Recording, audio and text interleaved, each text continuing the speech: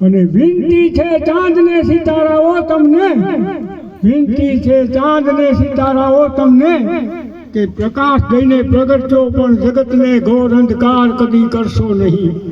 મિત્રો, જીવનમાં અનેક પળ આવશે. આપણા જીવનમાં ક્યારે સંકટ આવશે, સંકટના સામના કરતા શીખજો.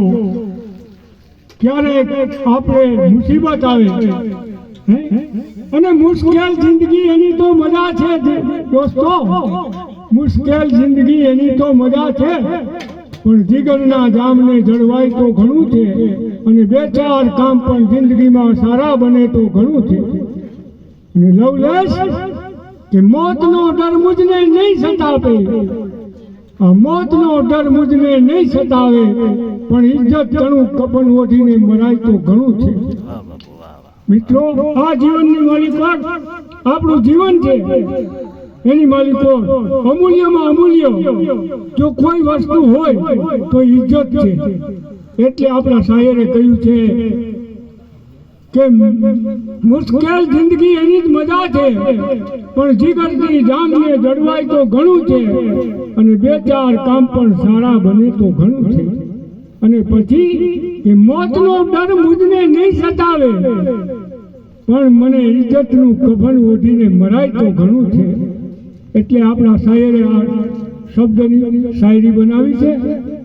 અને બીજું મારે કહેવાનું એ છે કે આપણે આંગણે આજે રાજુલાથી ભાઈ શ્રી પધાર્યા છે, બાબરિયાભાઈ શામભાઈ બાબરિયા કલાકાર છે, એમની કલા અહીંયા રજૂ કરશે.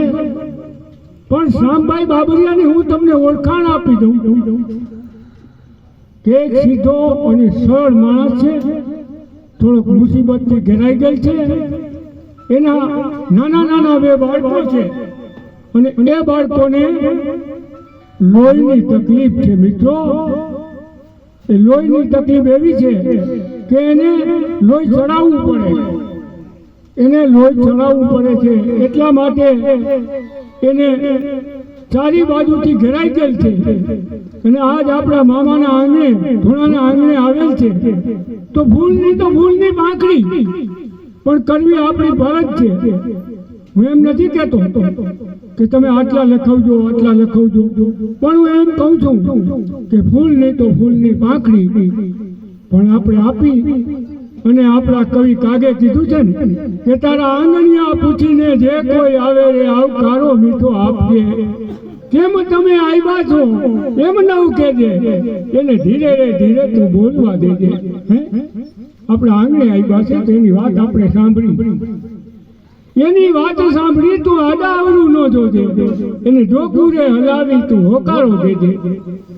દુલા કાગે કેવી આખ્યાસ વાત કરી છે મિત્રો. તો આજે આપણે આંગણે આવ્યા છે બાબરિયાભાઈ, તો એ બાબરિયાભાઈને ફૂલની તો ફૂલની પાંખડી પણ આપણે આપવી એ આપણી ફરજમાં બને છે. અને આ તો મામાનો ઉતારો અને ધૂણાની દયા છે. અને આવો સમજદાર આપણો પંચ છે, એટલે લગભગ મારે કોઈને કાંઈ વધારે નહીં કહેવું પડે, અને વધારે સમય બગાડતો નથી. સરપંચ આવી ગયા. આવો સરપંચ, હવે અમારા સરપંચ બે શબ્દો કહે પછી આપણે કાર્યક્રમને આગળ વધાવીએ. આવો સરપંચ બે શબ્દો.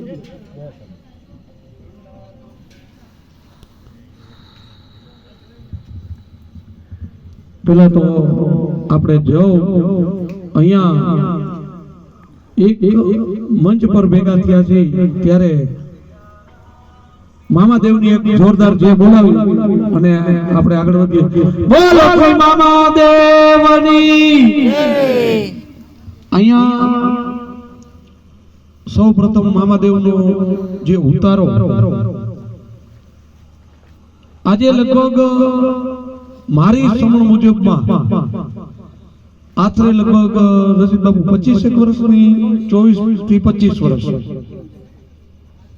25 વર્ષની અંદર ક્યારે એવું નથી બન્યું કે અહીંયા આવતા કોઈ ધર્મ પ્રેમી ભાઈઓને એવું નથી કહેવામાં આવ્યું આજે અમે પહેલી વખત સાંભળ્યું કે ફૂલની તો ફૂલની પાકડી ભાઈ માટે આપણે કંઈક કરવું છે.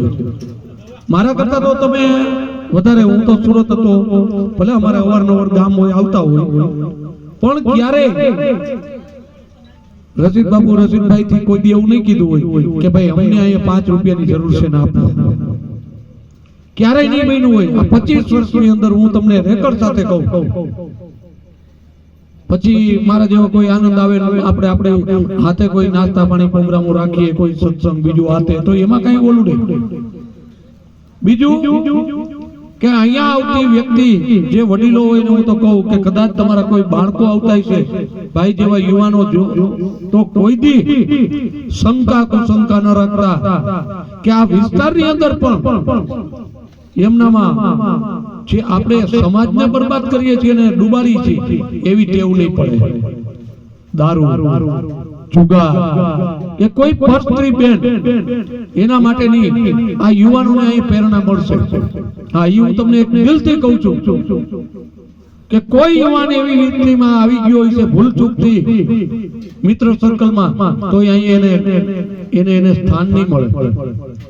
નાનામાં નાનો વ્યક્તિ હશે એને અહીંયા બેહીને એને મોટા કે સ્થાન મળશે, પણ આવી વ્યક્તિઓને ક્યારેય, આ મને 20-25 વર્ષનો અમને અમારા મોટા ભાઈ જેવા છે રજનીભાઈનો અનુભવ છે કે ક્યારેય કોઈ વ્યક્તિ કે ભાઈ હું 500 દઉં તો હું મોટો થઈ જાઉં, કઈક આગળ વયો ગયો અને 200 રૂપિયા વાળો, એ ક્યારેય આ મામાદેવના સાનિધ્યમાં, આ એમના અવતારામાં